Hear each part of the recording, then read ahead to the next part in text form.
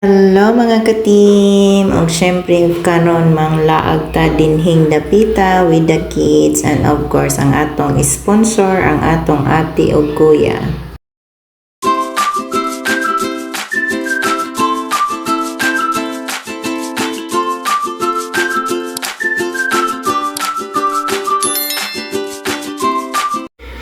Hello mga ka-team! Og syempre manglaag na sadta og syempre dinhita sa Bimwa Farm.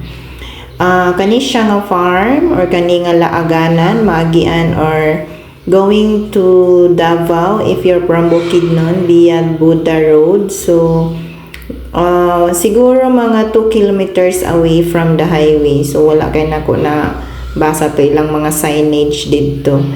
And this is my first time nga nag-visit dinhi sa Bimwa Farm. O syempre sa wala pa naka-subscribe diha, please subscribe mga ka-team. And please like and share and comment na rin. So kani nga time nang laag mi dinhi, syempre ang akong duha ka piglets. So nindot ilahang lugar. Actually bugnaw gid siya nga dapit. Bugnaw siya nga lugar. So naa sila'y syempre mga kabulakan, of course na mayana area din ha, og syempre kanang ilahang gihimo nga greenhouse, mga lettuce na siya. So naapod sila'y herbs area, daghan na siya diha imong makita. Kanang gitabunan sa nagputi-puti mga lettuces na siya, klase-klase nga lettuce ang imong makita din ha. Og syempre kung gusto pod ka gani nga mo palit na apod, pwede ka mong kuha or ikaw ang mag-pick, ikaw magpili to buy. Pero napod sila displayhanan ana dito sa atubang. Og mao na sila trade Bimwa Nature's Treadmill kana mga kabulakan area. Actually pwede pa masaka dito sa taas sa hagdan, pero ako wala na ko niadto dito kay kapoy nagbaktas so danha lang. And kana siya gianan pod na paubos padulong diha sa may mga greenhouses nila sa ilahang lettuce. Nindot, bugnaw, and syempre maka-warm sa imuhang utok nga stress kaayo. So kung imong utok gubot na kaayo, pwede ta mo adto diri kay murag mahapsay-hapsay gyud atong panghuna-huna. So napud na sila ay kabayo din ha kung gusto ka mag-ride. So okay ra pud kayo. Na ay minimal na bayad. So muna siya na pick and pay lettuces. So naana siya diha. So kami wala namin na nakay din ha oy. Okay. Wala lang. So din nila mi picture, lakaw-lakaw, chika-chika, pabugnaw, pa-chill-chill sa mga kautukan. So picture, video of course. So mga pila lang mi ka hour. I think mga hour ra pud mi din ha nga nagstay. Okay, just for having kuan lang relaxation sa auto. So thank you mga ka-team. Please subscribe sa wala pa naka-subscribe.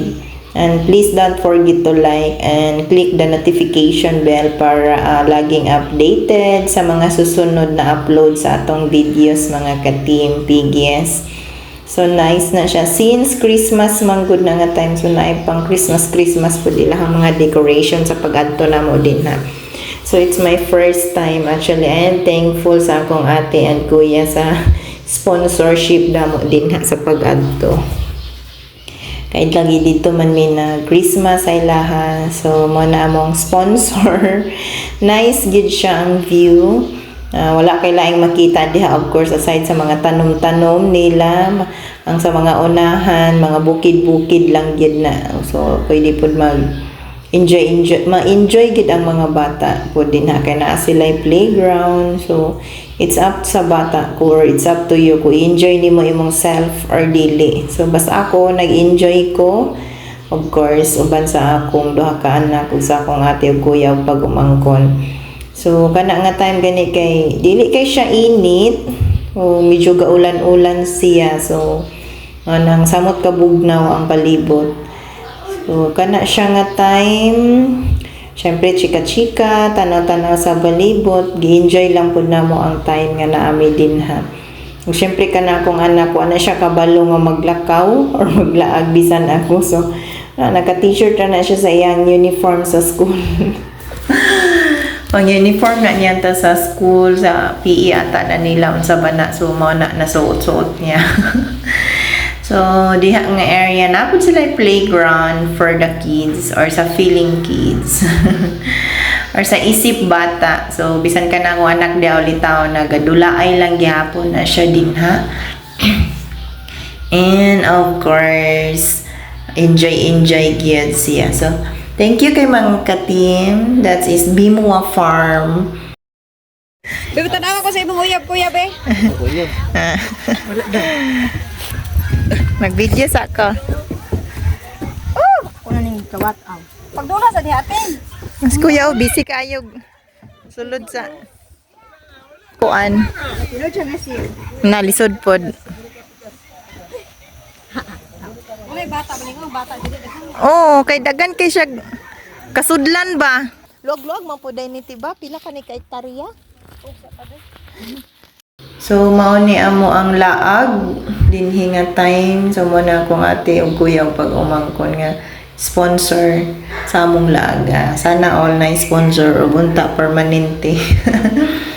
Luag-luag gid siya basta ma-enjoy ninyo din ang dapita. So napod sila ikananan kung gusto mo or gigutom mo. So basta enjoy lang gid. Please subscribe mga ka-team. And please like and share. And if you have some comment, you can comment na rin. So thank you so much for watching my videos mga ka-team. Bye bye and God bless.